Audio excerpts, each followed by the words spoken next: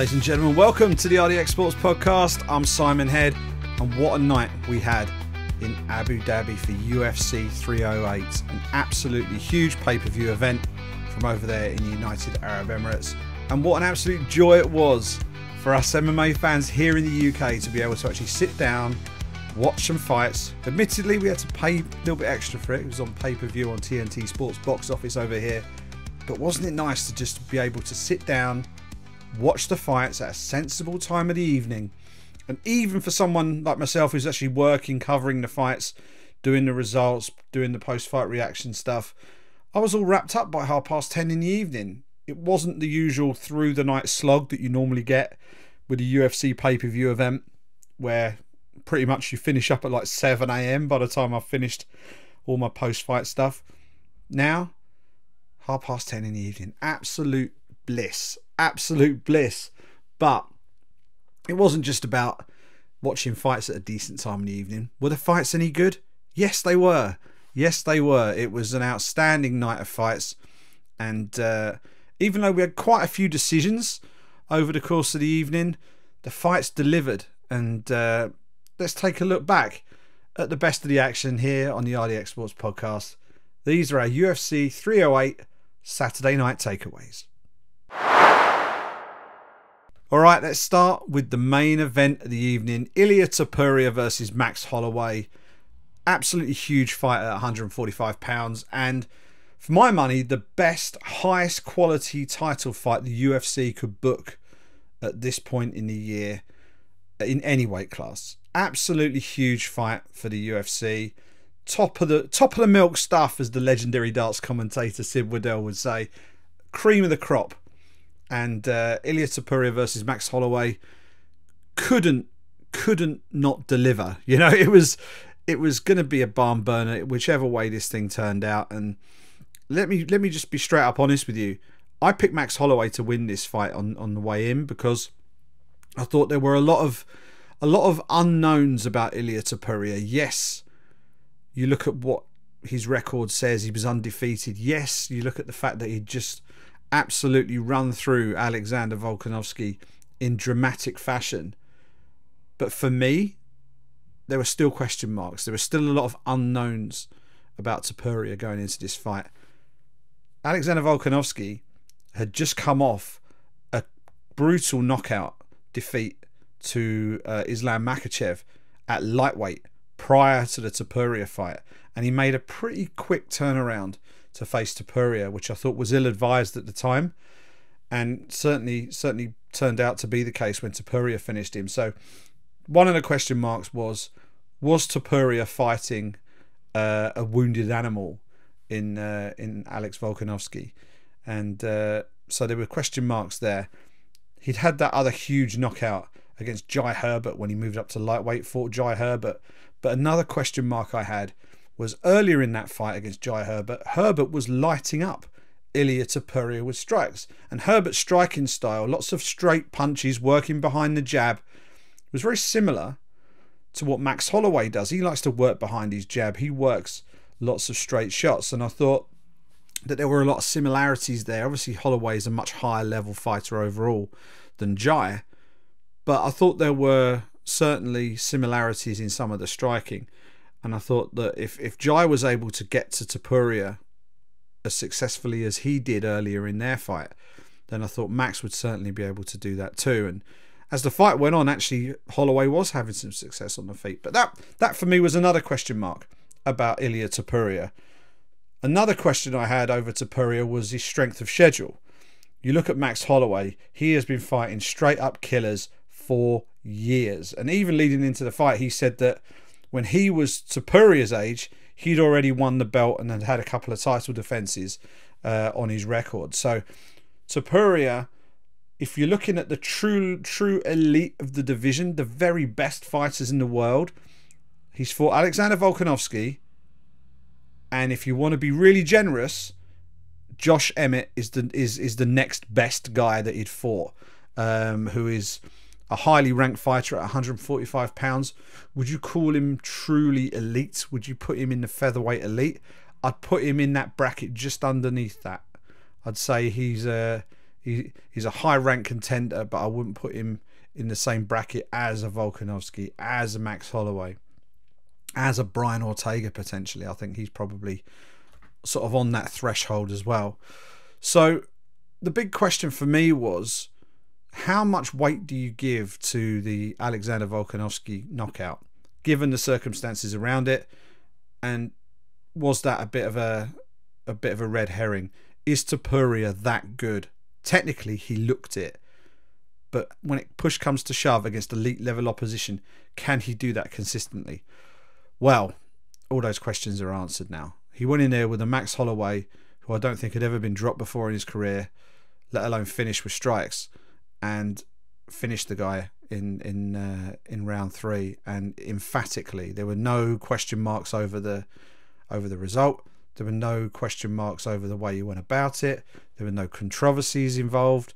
It was clean, clinical, and just emphatic. And you know, any slight doubts I had over Ilia Topuria as a truly elite level fighter are now completely out the window. He is probably top 3 pound for pound right now, I would say. And for me, he's also the fighter of the year. If you could knock out Alexander Volkanovski and Max Holloway in the same year, you deserve fighter of the year. You know, I don't think there's anybody who can touch that. Alex Pereira has had a hell of a year and has done some amazing things. But if you look at the relative strength and skill level and ability level of the guys that he's beaten versus the guys that Topuria has beaten, and the way in which Topuria has done it, I think, for me, Topuria leapfrogs himself to the top of the list for fighter of the year. We will see. We will see what everybody else thinks, and the people who cast their votes at the end of the year. We'll see who gets that nod. But for me, it's Ilia Topuria, and I think it was an incredible performance. It's worth saying that this was not a one-sided fight. This was not a complete steamrolling by Topuria. Max Holloway was doing very well in that fight as well. It was a good competitive fight. Topuria got the takedown in the first round. And let's not forget, that was his bread and butter heading into the UFC as a grappler. And he's added this elite level striking on top. And to watch the way Holloway and Topuria were exchanging on the feet was an absolute joy to see. Holloway, we've seen that slick style for years. You know, to call him a volume puncher would be almost a disservice to him, but he throws a lot of volume, doesn't he? He throws a lot of volume. He looks to just sort of pepper his opponent with strikes and just chipping away. Topuria was looking for the home run from minute 1. But he's so compact in his striking style. You know, he's minding his P's and Q's really well, making sure that he wasn't leaving himself too open for counters. Holloway was managing to find gaps in Topuria's defense and was managing to land some good stuff. Particularly the counter left hook was doing very well for him early on in that fight. But Holloway's shots weren't necessarily designed to knock out Ilia Topuria. They were designed to just connect and score. Whereas I think the way Topuria was throwing his shots were designed to cause serious damage and to finish the fight. And in a 5-round fight with Max Holloway, if Holloway can weather that and can just take you through the rounds, he can sap your gas tank and win a decision running away down the sort of pulling away down the championship rounds. But Topuria didn't want to stick around for that long. He really did put that pressure on. Great performance, and the shot that rocked Holloway was an absolute beaut. And then the one he put him away with was just spectacular. And you know, for a guy who did a lot of talking in the lead up to the fight, and some of the ways that he puts himself out there can sometimes be, I don't know, it doesn't always come across the best sometimes. I know where he's coming from in terms of he's trying to generate a bit of interest for the fight, but I think what we saw after the fight was the real Ilia Topuria, the level of respect he showed for Max Holloway, the level of respect he showed for Alexander Volkanovski when he came into the cage. That was an interesting interaction as well. Like, Volkanovski didn't want to rain on Topuria's parade, did not want to ruin his moment. Very respectful. But he looks like that might be the fight that's next. But we'll see. We'll see what happens, because Diego Lopez, I think, was the backup fighter this past weekend. He's definitely an option. And while Volkanovski is a great fight to have, you know, it's a big rematch. If Topuria can fight in Spain, a fight between Topuria and Diego Lopez in Spain, I think would be great. Two fighters who can both speak Spanish, fighting in Spain would be huge. But obviously Volkanovski wants to fight in Australia, so we'll see how all this pans out, because the UFC probably won't want to risk losing a Spanish champion, if they've got an event at Spain planned, and clearly they want to do it. So I guess it depends on how quickly they can get that done. If they can book that for the first 1 or 2 quarters of 2025, then that would be absolutely perfect. Ilia Topuria versus whomever, whether it be Volkanovski or Lopez, in Spain. And I hope if it is in Spain, it's in Madrid rather than in Barcelona, given all of the ties with Madrid that Topuria has, and Sergio Ramos even getting in the cage after and having that moment with Ilia Topuria in the octagon after the fight. But yeah, hopefully that fight happens in Madrid. Hopefully it happens in the first half of 2025, and we don't end up with a division being held up a little bit, which could potentially happen if they can't do that Spain show until later in the year. Topuria might just agree to go to Australia and fight Volkanovski again there. Who knows? But what we do know is that Ilia Topuria is the real deal. Any doubts? And you know, whether they were doubts of mine, I just thought there were some unproven things that needed to be proved for me to be 100% convinced. Well, he's proved everything, and as far as I'm concerned, he's a top 3, top 4 pound for pound fighter in the world right now. And to knock out Max Holloway in the way that he did was incredible. As for Max, you know, I don't think, given, you know, where he is in his career, how many fights he's had, what do?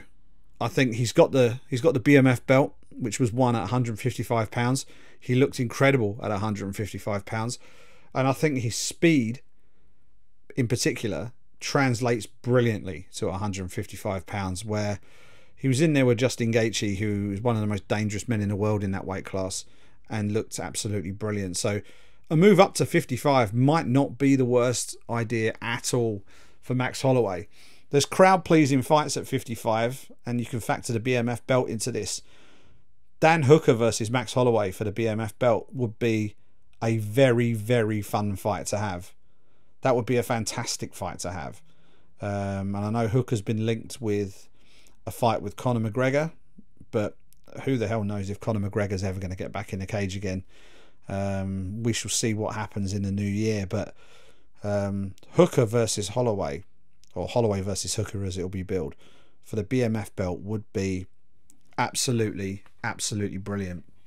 But that's what's potentially next for him. I would imagine he'll go to 55. He'll do a BMF fight against someone. Chandler potentially, if he doesn't win the title against he doesn't get the title shot rather by beating Charles Oliveira. That might be a fight worth looking at as well. Holloway versus Chandler would be an absolute banger at 55. And I think potentially Holloway might fancy another crack at Dustin Poirier as well. So who knows? There's definitely options on the table for him. As for Topuria, he's the man at 145 pounds. And whether it's Volkanovski, whether it's Diego Lopez, or whether it's someone else, someone is going to have to move up there and try and knock him off his perch at the top of that featherweight division. But huge performance from Ilia Topuria. The co-main event produced an absolutely phenomenal performance from Khamzat Chimaev.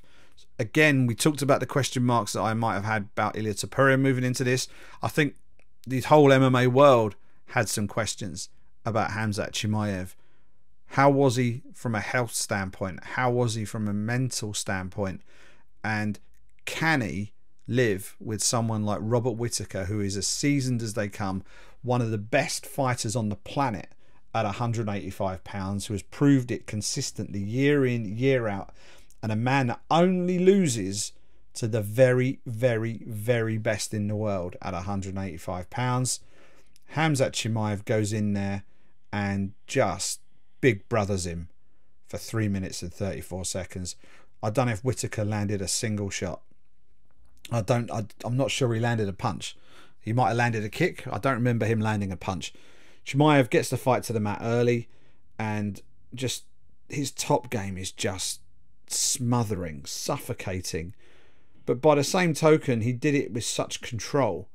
He didn't look like he was chasing a finish, like in a frantic way. He was just calm composure, just constantly piling the pressure on Whittaker, who you could just see from his movements that he knew that he was in trouble as soon as the fight hit the mat. And there was a brief moment where Whittaker managed to get himself out of trouble, and it looked like he was going to be able to separate, but Chimaev just did not let him get that breathing room. Managed to take him straight back down almost before he got up, and then worked his way to the back. And eventually, after a few attempts at trying to get the rear naked choke, wasn't able to get the full rear naked choke. Ended up being a face crank, which broke Robert Whittaker's jaw. Which, I'm sure you've seen the pictures online, but they're pretty scary to look at, just to see that, and the speed at which it happened as well, because Whittaker tapped probably within a second or two of Chimaev locking up the face crank. It wasn't one of those where it's a gradual build up of pain and then you have to tap. It was immediate, and that was a huge statement for Khamzat Chimaev against Robert Whittaker, who it's going to be hard to see how he bounces back at the very highest level when you've got someone like Chimaev able to do that. But as for Chimaev, my goodness me, you know, Sean Strickland must be sitting there going, well, I thought I had the next title shot. But when Chimaev goes in and does that to Robert Whittaker, I mean, to beat Robert Whittaker in any way puts you right at the top of the tree in terms of middleweight contenders. But to do it like that in 3 minutes 34 seconds in a fight where I don't think you took a single punch, and to in such a devastating fashion, you know, to actually break the guy's jaw with a face crank, is pretty scary stuff. Because Rob Whittaker is no scrub on the ground himself. Like, he knows what he's doing. He's been in there with the best of the best and has hung tough with everybody. But my goodness, Khamzat Chimaev, when he's on form and he's fit and he's healthy, he's a different animal. And I think it is almost impossible to see a scenario where he isn't the next man to fight for the title, unless he's got some sort of health reason that means that he's going to have to take some time away before he can go back into camp again. You know, unless they do the middleweight title very, very, very soon, Chimaev, I think, has to be the next man up.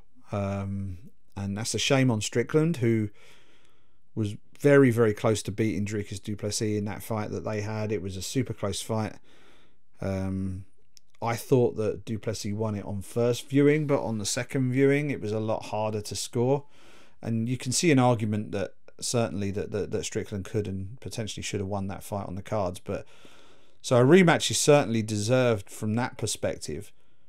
But then when you've got a guy like Chimaev who comes in and delivers the sort of performance that he did against Robert Whittaker, it's hard to deny that sort of momentum and that sort of statement. So we'll see how that one pans out, and that will be a very different kind of fight to du Plessis versus Strickland for sure. So let's see how that one goes. If they're going to press forward with du Plessis versus Strickland in South Africa potentially, which is something that has been spoken about but has never been rubber stamped yet.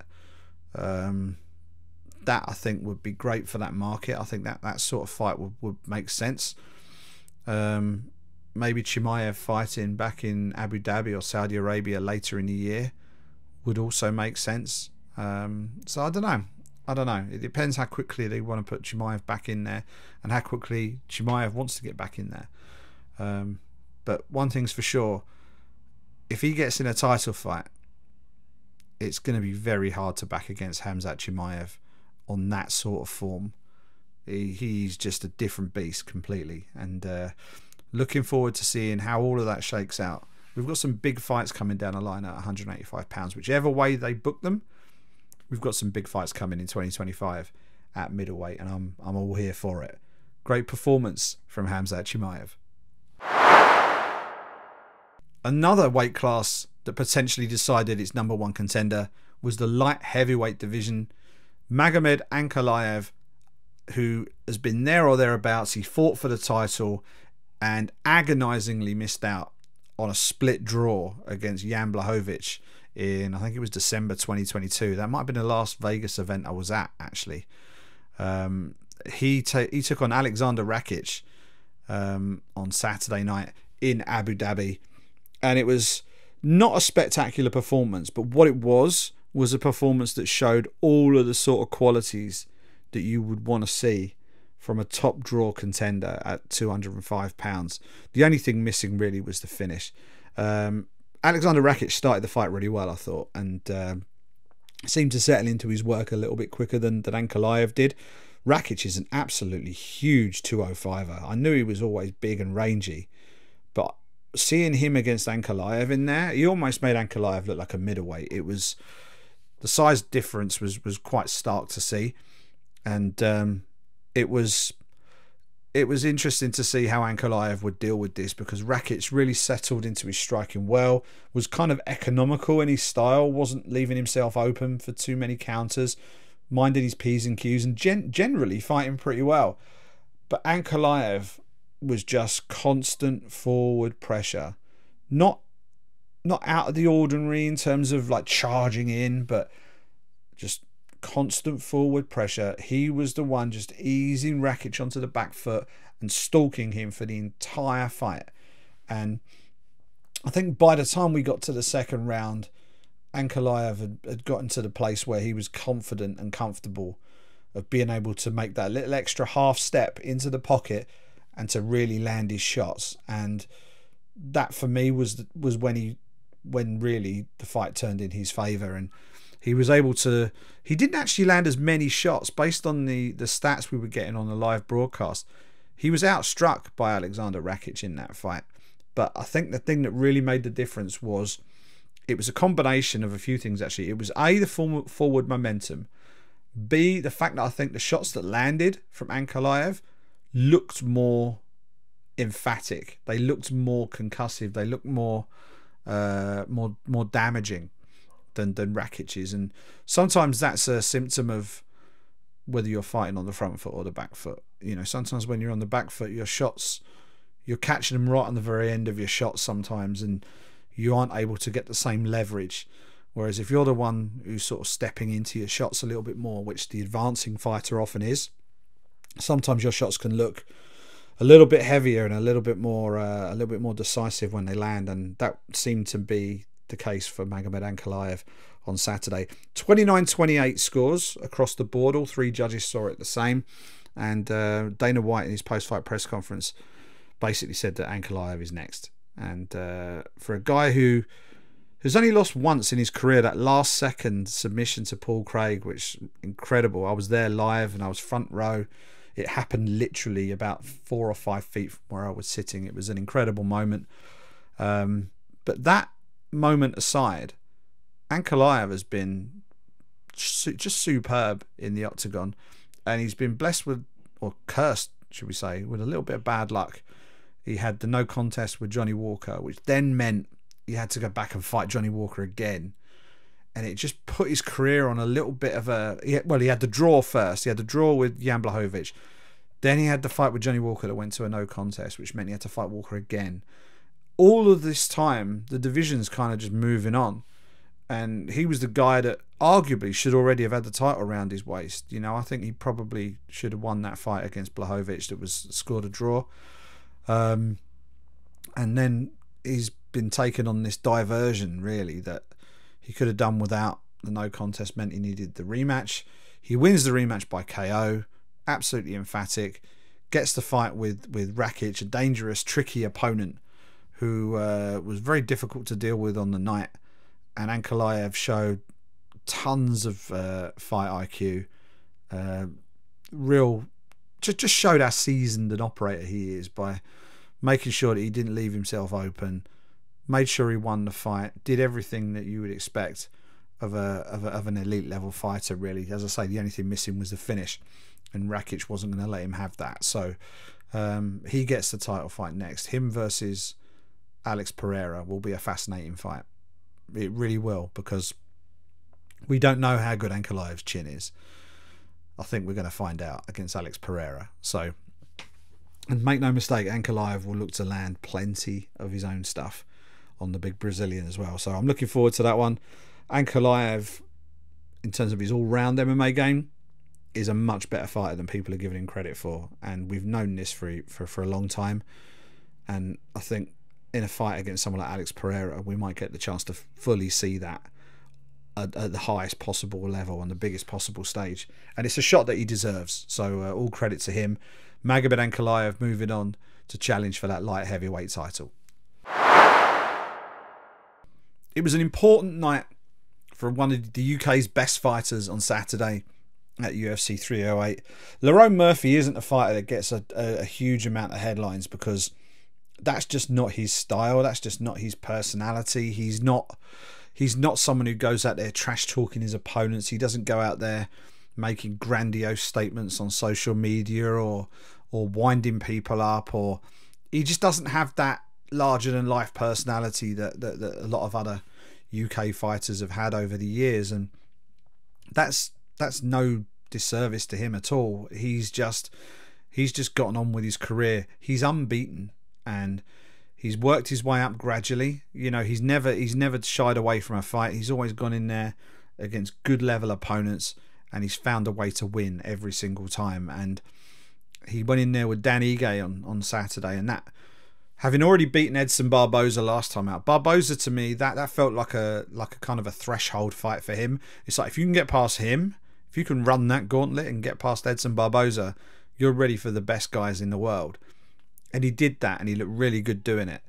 And they then gave him one of the hardest hitters in the featherweight division. Dan Ige, as seasoned as they come, comes out of Extreme Couture.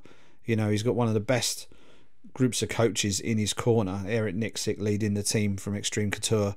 He's getting the best possible training, and he has got arguably some of the best knockout power in the division. You know, he's you know, that right hand of his is an absolute rocket, and he's got so much punch power. Went in there with Lerone Murphy and dropped Lerone Murphy in the first round.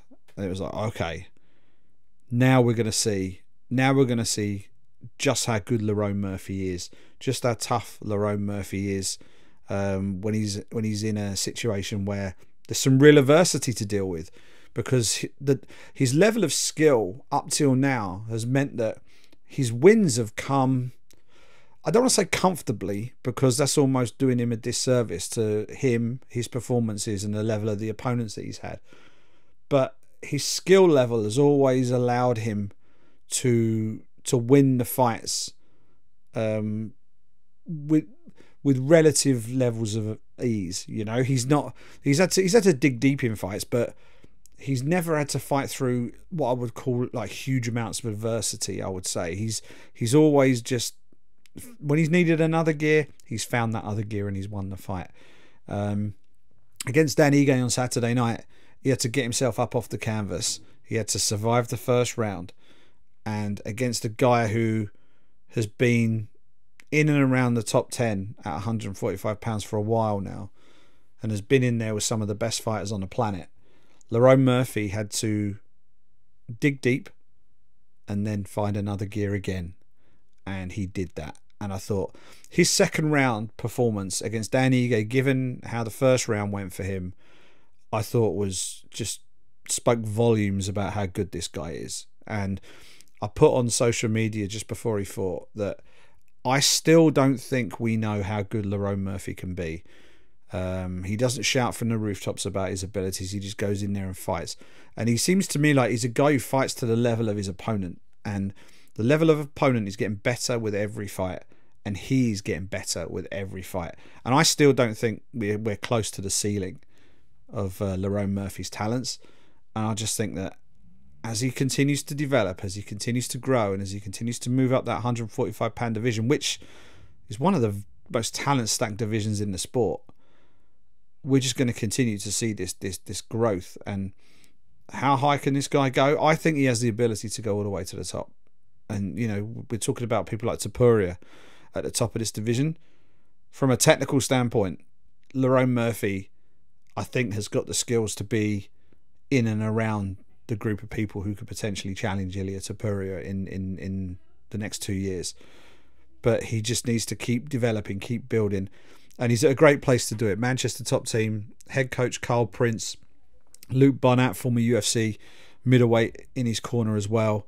He's got some great training partners. Ibragimov, who is going to be, I think, a star of the sport in the years ahead.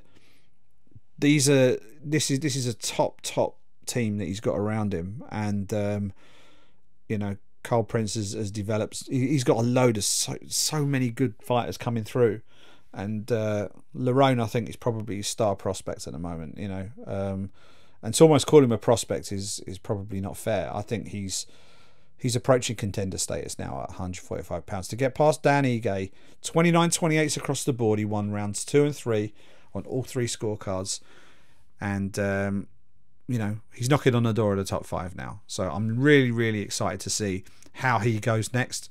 The only thing that's missing is a finish against a top level fighter.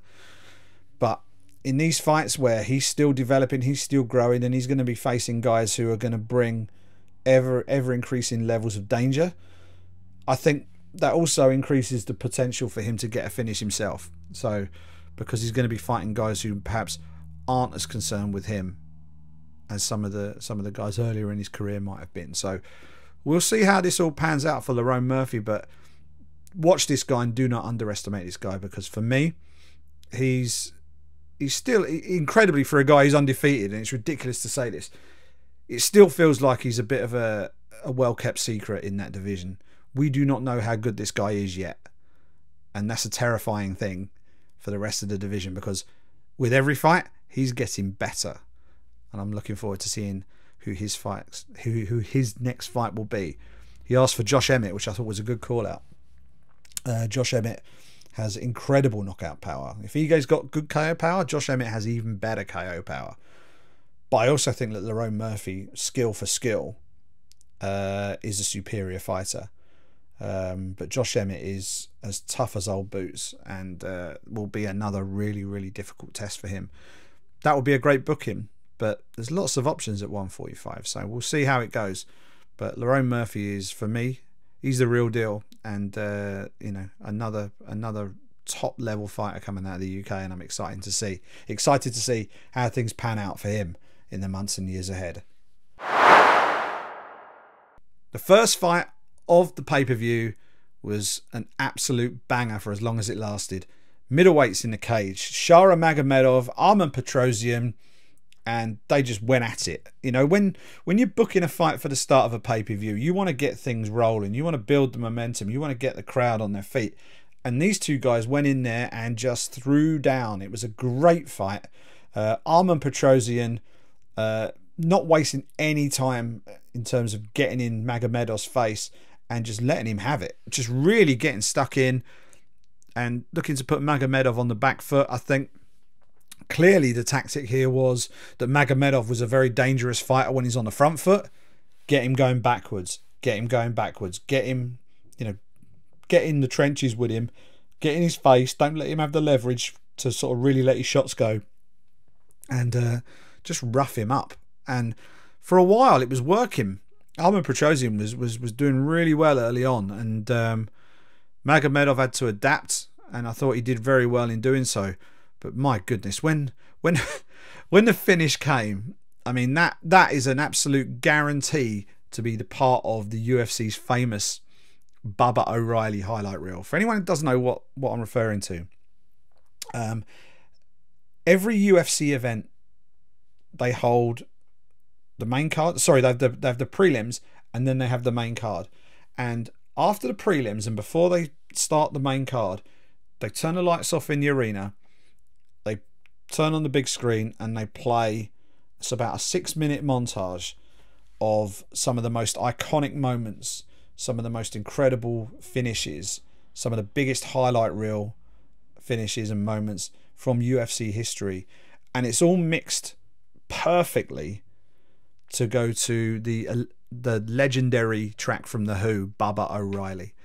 And they never released it to go on the internet. It's something just for people in the arena. If you search on the internet for UFC Bubba O'Reilly, you'll see some old versions that people have taken on their phones, and people have tried to do sort of their own versions of it to sort of show what it's like. But it's a special moment anytime you go to a UFC show. You sort of even as a journo, I've done dozens and dozens of UFC events. I always try and stop what I'm doing and just watch the screen for Bubba O'Reilly. It's become a little tradition of mine. I always try and watch it. But it's an incredible montage. This finish from Shara Magomedov will absolutely form part of that montage within the next few weeks. I guarantee it. A double spinning back fist. So he threw the right first, spinning back fist with the right hand, and then immediately pivoted, swung the other way around, spinning back fist with the left hand. Bang, knockout. Unbelievable stuff. One of the knockouts of the year. One of the most incredible, creative, spectacular knockouts of any year. That will be on the UFC's highlight reel. And it catapults Shara Magomedov, who is already a bit of a cult hero in the UFC. He's developing a bit of a following. He's got the shaggy hair. He's got the Bullet nickname. He's got that very unique look. And he's got that crazy fighting style to match. And he wants his Raul Adesanya, and I am absolutely here for it. I don't know if Izzy would take that fight. Izzy's going to need a non-title fight next to catapult himself back up into that middleweight title picture. And goodness gracious, a fight between him and Magomedov would be very, very fun to watch, because Izzy is the ultimate sharpshooter, and you've got Magomedov, who is just a crazy man. So that would be a wild fight. And after that huge performance from Magomedov, that fight looks achievable now. It looks feasible. So we'll see how that one goes. If not him, then I'm sure they'll give him another interesting styles clash. But my goodness, what a great way to kick off that main card at UFC 308. Very quickly, let's run through the prelims. Ibo Aslan, huge finish over Rafael Sequeira. Sequeira was undefeated headed into this, and Aslan, who came through the Contender Series in spectacular fashion, has big punch power, and the big Turkish light heavyweight went out there and absolutely battered Rafael Sequeira in 51 seconds to get the TKO victory, before turning to the crowd and asking, "Do you like Turkish power?" And the crowd just absolutely lapped it up. He's a potential star. Light heavyweight's getting interesting, and he's going to be fun to watch. At welterweight, Jeff Neal got the first round finish over Rafael dos Anjos, who was celebrating his 40th birthday. Unfortunately, he did not get the win. He also just had an absolute nightmare. He suffered an injury, knee injury, during that fight. And it was Neal who got the victory, 1 minute 30 seconds. And it was just an unfortunate end to the night for Rafael dos Anjos. Matthias Rebecki and Miktbek Oralbai in an absolute bloodbath of a fight. Went to a split decision.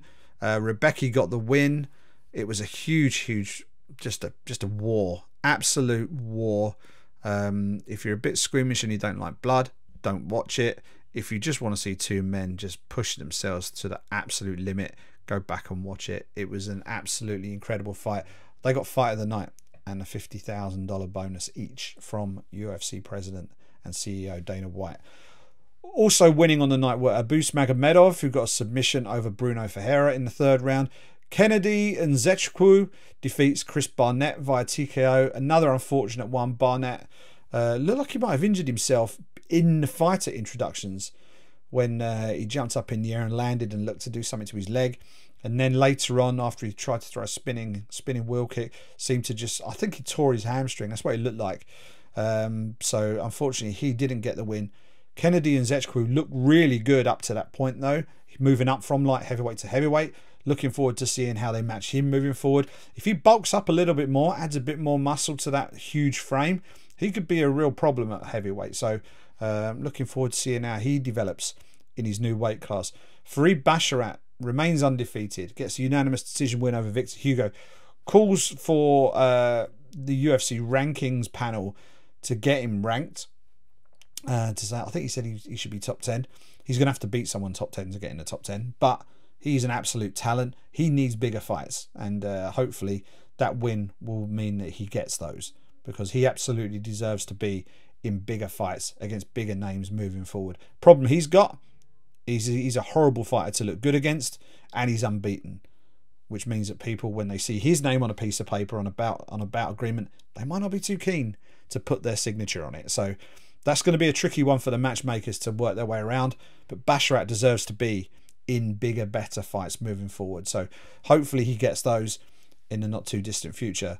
Welcome back to the UFC. Ismail Naurdiev, the Austrian wonder boy, now fighting out of Rabat, Morocco, gets himself a dominant win over Bruno Silva by unanimous decision. He looks great. Naurdiev has been fighting at 175 pounds. He's moved up to 185 pounds.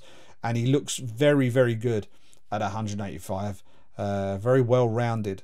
Good striking, good takedowns. And he's going to be a problem in that division as well. Looking forward to seeing how he does. And the opening fight tonight was the only real controversy of the night from what I can remember.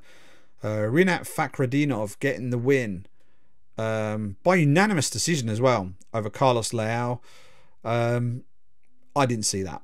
I did not see that. I thought Carlos Leal won the fight. Excuse me. Carlos Leal won the fight 29-28 on my scorecard.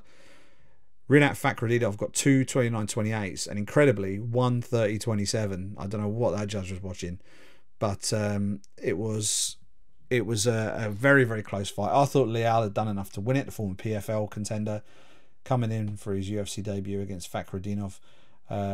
And it was the Russian Fakhretdinov who got the victory. But all in all, UFC 308, a very, very good night of fights.